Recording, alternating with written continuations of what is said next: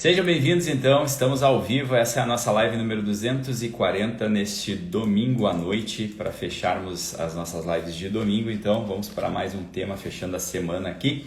Hoje a gente vai falar um tema que é sobre ser verdadeiro, né? Sobre a verdade, a nossa verdade diante da vida, né? E aí existe um estudo científico feito por uma médica chamada Elizabeth Kubler-Ross, não sei exatamente como que é a escrita do nome dela, mas é uma médica, se eu não me engano, ela é australiana. Ela trabalhava com pacientes, né, em cuidados paliativos, né, num setor de oncologia, e ela fez um estudo científico com essas pessoas, né, que necessitavam desses cuidados, que estavam ali, podemos dizer assim, no fim da sua vida. E ela fez um estudo através dessa convivência, dessas experiências que ela viveu, né, junto dessas pessoas. E esse estudo científico era entender de fato o que eram os verdadeiros arrependimentos dessas pessoas, né, quando eles estavam ali já diante da morte, diante da partida final, diante da hora derradeira. E o curioso é que, normalmente, esse estudo apontou que, normalmente, os grandes arrependimentos das pessoas que estão ali nesse momento ali de partida, que eles estão diante da morte, se vendo realmente no momento final, não é normal esses arrependimentos comuns dos quais a gente costuma ver no dia a dia, né? Sei lá, o arrependimento de ter falado alguma coisa que não devia, o arrependimento de ter, sei lá, contado ali, brigado com uma pessoa do seu círculo de relacionamento. Normalmente não é isso, né? O que foi constatado nessa pesquisa, né? Que os principais arrependimentos das pessoas, né, nesse leito de morte, nessa fronteira da vida, que aparece na cabeça, que aparece no peito dessas pessoas, é o sentimento de ter faltado com a verdade diante da vida, né?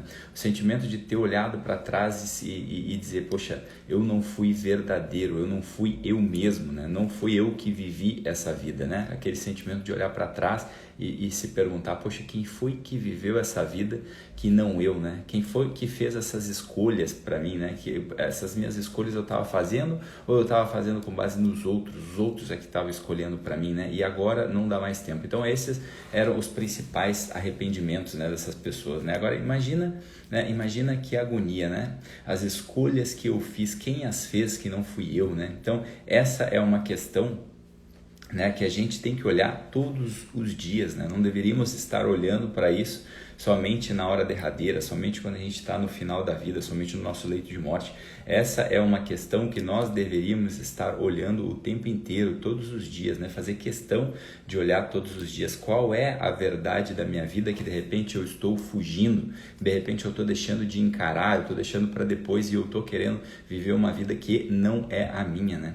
Então, ser verdadeiro, né, que já é importante aqui fazer um parênteses, não é isso que muita gente fala, né, que é muito mais parecido com uma maluquice, né, que é o pessoal chama aí de sincericídio, né? Eu sou muito verdadeiro, eu falo aqui tudo que está na minha cabeça, né? E aí, na verdade, a pessoa só está sendo uma inconveniente mal educada, né? Sei lá, ela, pegando um exemplo banal, ela tá ali, olha pro cabelo da sua colega, ela não gostou do cabelo, achei o seu cabelo muito feio. Não, viu? É que eu sou muito verdadeiro, eu sofro porque eu falo a verdade para as pessoas. Olha, isso aí não tem nada a ver com ser verdadeiro, meu amigo, me desculpa, mas isso aí não tem nada a ver. Isso aí é ser mal educado, é só isso, né? Tem coisas que você não deve realmente falar simplesmente porque não te dizem respeito, né? Não é da sua conta se o cabelo da sua colega ou do seu colega tá feio ou não está agradável aos seus olhos, tu não tem que se meter nisso. Então não é desse tipo de verdade que eu estou falando, né? Do tal sincericídio, como as pessoas falam, né? Verdade é olhar para a sua vida e perguntar de fato quem é que está vivendo essa jossa, que sou eu mesmo ou eu estou vivendo com base assim em coisas que sequer eu acredito, né? Indo para um lado, indo para o outro, né? Fazendo questão de mostrar ali aquele lado mais frágil, porque essa voz da qual eu falo aqui todos os dias, né? Porque a gente precisa encontrar essa voz que vem desde dentro da gente, né? Que é aquela voz que pulsa realmente, que é aquilo que a gente acredita, que a gente quer viver e que muitas vezes a gente fica escondendo ali para poder fazer parte, para poder se sentir pertencendo ali a um grupo onde as pessoas te aceitam, né? Então é isso que a gente precisa cuidar, né? Porque esse que segundo os estudos da doutora Elizabeth, é um dos maiores arrependimentos, né? Não fui eu, né, que vivi essa vida, né? Então, querer viver a verdade da nossa vida muitas vezes encarar os tipos de circunstâncias que a gente vive, né? Os tipos de circunstâncias que a gente acabou se colocando muitas vezes, né? Por compromissos assumidos ou muitas vezes por questões de imprevisibilidades da vida, mas das quais muita gente quer fugir, né? Então, sei lá, a pessoa, eu não queria ter sido pai, eu não queria ter sido mãe, mas acabou acontecendo. E aí você vai, não, porque você não queria, de repente, então você vai ficar fugindo daquela responsabilidade. Ora, se isso faz parte da sua vida, se isso é uma responsabilidade da qual você precisa assumir, então é muito melhor que você faça isso de um modo ativo e não como um sujeito que fica fica fugindo dessa responsabilidade, né? Mas isso me tira a liberdade. Mas eu tô nesse emprego, mas esse emprego me tira a liberdade.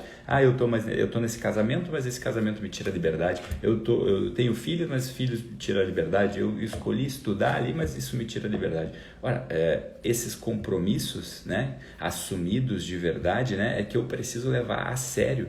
Preciso levar a sério os compromissos que fazem parte da minha vida para não ficar vivendo uma vida de fuga, né? Então, senão, eu fico naquela sensação no final da minha vida de que eu cedi às minhas fraquezas, eu cedi às minhas preguiças, eu cedi às minhas distrações, né? Eu cedi muitas vezes a um tipo de mau caratismo, né, por ficar fugindo da realidade, né? Então, com isso eu acabo ficando muitas vezes com medo de falar a verdade, né? Então, poxa, outra coisa que acontece, da qual eu citei hoje na live do dia ali, da parte do dia, que era sobre a questão das palavras machucam, agridem ou não, né? Muitas vezes tem pessoas que ficam ali com medo de falar a verdade, né? Essa verdade que eu falo, da qual que vem da gente mesmo, que vem de dentro, que a gente muitas vezes poderia estar vivendo e a gente não vive por comodidade, por preguiça ou às vezes por conveniência, né?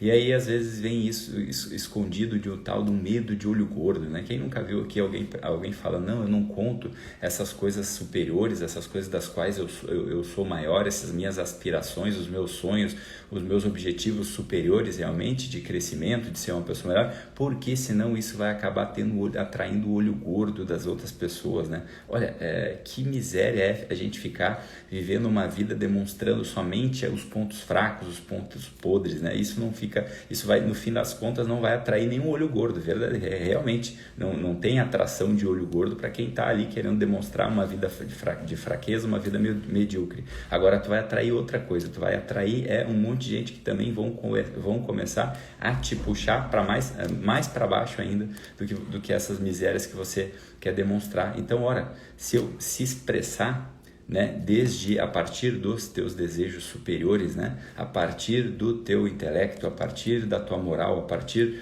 daquilo realmente que é grande na tua vida, não tem problema nenhum, muito pelo contrário, você pode de repente estar inspirando outras pessoas a fazerem o mesmo, então você não devia ter medo disso, se isso faz parte da tua verdade, né?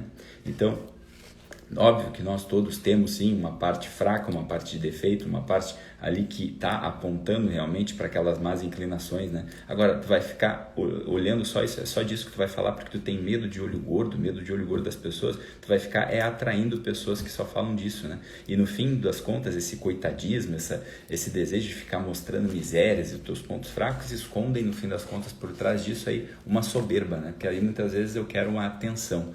E aí com tudo isso, com todas essas confusões, com todas essas questões que eu estou trazendo, tu acaba vivendo uma vida de mentira, uma vida que não é de verdade, uma vida que não é aquela que você gostaria de estar vivendo, né? E aí que tristeza, né? Que trágico. Chega no leito de morte, chega na hora derradeira, tu olha para trás e diz, puxa, quem foi que viveu essa vida? Eu só reclamei, eu só fiquei ali chorando, eu só fiquei falando de coisas ruins, eu só fiquei reclamando que eu não tinha isso, que eu não tinha aquilo, e na verdade nem era tudo isso, né? Eu até que tinha algumas coisas muito boas, eu tinha relacionamento, eu tinha pessoas, eu tinha um emprego, eu tinha trabalho, eu tinha uma casa, né? Eu tinha um chuveiro quente, eu tinha comida. Então, poxa, é óbvio, não é essa coisa, nem tudo, então agora eu vou ver o mundo de Poliana, tudo é maravilhoso, mas também nem tudo é só miséria. Então é olhar para a nossa vida verdadeiramente como ela é, assumir os nossos compromissos e realmente contar a nossa história a partir de desejos superiores que nos levam para cima, que nos levam a ser um sujeito mais moral, um sujeito realmente que encara os seus desafios, que assume suas responsabilidades, né, que consegue servir e ser útil, né? É disso que eu venho falando aqui o tempo todo, né? Então, poxa, eu vou ficar dando bola para a inveja do vizinho, né? Poxa, não vou vestir de repente aqui essa minha roupa nova, essa minha roupa bonita, porque as pessoas, né, eu vou causar inveja nos outros. Mas olha que loucura, que vida de mentira é essa, né? Não tem problema nenhum. Você, né, muitas vezes em algum contexto, é o que eu vivo dizendo, né? Você de repente acontece de você ser superior em algum contexto, ou às vezes vai acontecer de terem pessoas superiores a você em algum contexto. Agora, isso não define, né, quem você é. Que define quem você é você viver de verdade aquilo que de fato habita no seu coração, aqueles seus compromissos verdadeiros que de repente você está deixando de assumir, né, por covardia, por fraqueza, por fuga muitas vezes, né? Então a gente precisa, né, olhar para a nossa vida todos os dias para não chegar lá nesse último dia e dizer, poxa, mal ou bem, né?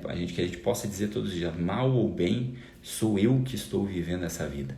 Mal ou bem, fui eu que assumi esse compromisso e eu estou dando conta dele. Mal ou bem, eu estou dando conta das responsabilidades que eu assumi na minha vida. Eu não sou o cara que vou fugir, eu não sou aquele que vai abandonar o barco, né? Esse é o convite para quem está aqui assistindo hoje, para quem está assistindo a gravação, que nós não sejamos aquele que abandona o barco, né? Que nós fiquemos realmente nos nossos compromissos sem abandonar o barco, que a gente não fuga, que a gente não fuja, né? Que a gente não viva uma vida de fuga, né? Mesmo quando todo mundo saiu, quando todo mundo abandonou o barco, eu vou ficar aqui, nem que seja tirando água de balde, mas eu não vou abandonar o barco, eu não vou fugir, né? Então somos convocados a entrar em campo, né?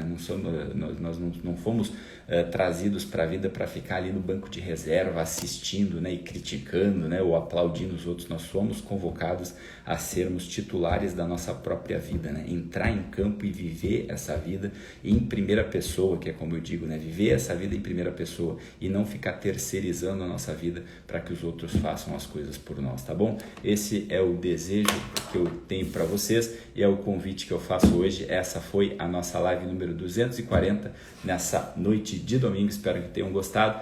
Fica aqui um grande beijo para todos. Amanhã, se Deus quiser, estaremos aqui na parte da manhã para a nossa live número 241. Tá bom, pessoal? Fiquem com Deus. Ótimo final de domingo a todos e até mais. Tchau, tchau.